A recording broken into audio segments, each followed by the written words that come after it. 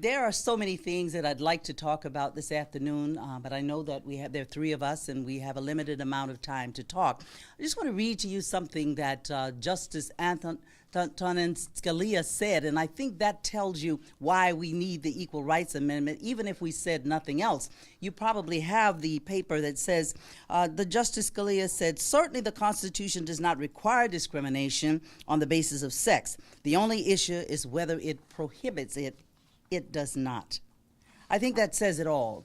We who are women know that we need the Equal Rights Amendment so that we can be sure that other justices answer that question correctly, that we do we are in the Constitution. I'm saying that we should be, and we can later answer it to our daughters and our granddaughters and others that, yes, women are in the Constitution. Well, right now, we're not. I mean, all you have to do is look at the document that says all men are created equal, right? Where are we? We need to be there. We work hard in this country. We do many, many wonderful things to make sure that our families are well fed, well housed, and have their health care. So why is it that we should be expected to work for less than a man who is doing the same job that we are doing? So we want to just talk a little bit about that this afternoon. And I want to just say, before I go into that, is that I am so sorry as I drove through those Confederate flags getting here that some people are going to be leaving North Carolina because they don't like the discrimination that's going on here. Some are not going to be coming to North Carolina because of the discrimination that's going on here. And I'm just so sorry. Bruce Springsteen is not going to come. He's changed his mind. What we as women have to do is something that President Kwame Nkrumah said some years ago. And he said that the degree of a country is revolutionary awareness and that it may be measured by the political maturity of its women. That's us. We are the ones who are expected to make the changes and who must make the changes that we need. So much is going on. Roberta has told you about what's happening at the national level. There are some who think that we should go back to square one and work on this. And of course, that is not really what many of us want to do, but if we have to, we'll do what we have to do. Then there are some who think, well, we only needed 3 more states so that we could get to 38, so why don't we just go and get 3 other states, like North Carolina, to just say we're going to do this. So what we as women have to do is to go to our legislators and make sure we ask the question before we vote in November or any time, what is your position on the Equal Rights Amendment? Now, we know that here in North Carolina, Mr. Butterfield, Ms. Adams, and there are a couple of other people who Mr. Price, are supporting the Equal Rights Amendment. We know that Linda Coleman, who's running for Lieutenant Governor, I believe, is supporting the Equal Rights Amendment. See, I read about North Carolina. I once married somebody from North Carolina, so I once married and also divorced, but but I try to keep up with what's going on in North Carolina because he still lives here, and I want him to be happy here, so that he stays here. But we have to decide that we have the power to make the changes. And what I sometimes say to my friends, as hard as we black women work to do these things that some call progressive or liberal, I am just often chagrined by how white women, not you, I'm sure you vote right, but how they vote in some of these elections and vote against their own best interest. We've got to come together, all of our organizations, and we've got to be on, one track so that we are voting for the things that are in the best interest of us as we work, also in the best interest of our families.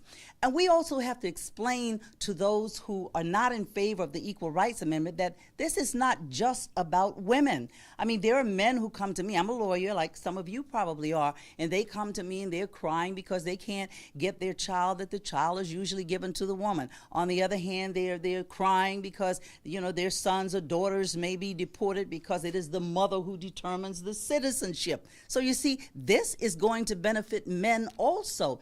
And surely every man would tell you he loves and respects his family and wants the best for them. Well, this is not just a women's issue. This is about the entire family. And when we don't pay women fairly, in years to come, we'll find that, first of all, women do not have the high quality of life because all of us are not married. We don't have husbands to take care of us like women used to have. You know, years and years ago, we work. Some of us work. We work in high positions, and still we find that we're not getting paid what men are getting.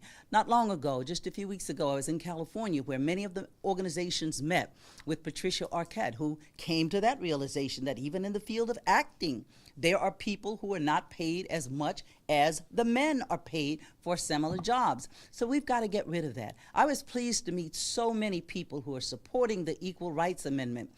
There was Jennifer Lawrence, there's Stevie Wonder, there's Robin Roberts, I mean, there's Rosalind Carter. There are so many people who are supporting. And you know what? In surveys, most people think the Equal Rights Amendment is already in the Constitution. So that's a job that we've got to do so that we talk about it and we show that it's not there. We've got to call on young women and work with them, because let me tell you, they are so great with social media. They can get the word out and say, no, we are not there. We're not respected as others are. And I'm a member of the President's Commission on Scholars. And let me tell you, there are some of the smartest young people coming along, and they're not going to take this for very long. So we who've been working on the Equal Rights Amendment for years and years and years, we have to talk with young people about how this is going to impact them, not just today, but in future years. When they retire, it means that their retirement is going to be less. Their Social Security is going to be less because they have not been earning money. When they change, and young people change jobs more than most of us did. You know, we used to just stay in one job the whole time, all of our lives, but young people go from one job to another. But do they know that they can go from a job where they're not being paid much to a job where they should be paid more, and that employer is going to look at how little that person was paid in the job before, and that's going to help determine what they get paid in the new job, and that usually is going to mean that it's going to be very low pay. So we have a teaching job to do, and we have to look at some of the things that President Obama has tried to do since he has been in the White House. First of all, he so respects women that the very first week that he was in there, in the White House, he brought Lilly Ledbetter, and I was sitting right behind her, so I'm really excited about that, to the White House to talk about the rights of women and equal pay. And here we are. He's about to go out of office, and we still have not been able to get equal rights for women, equal pay for women. So we can't give up now. We've got to keep on working. There is a lot that we have to do.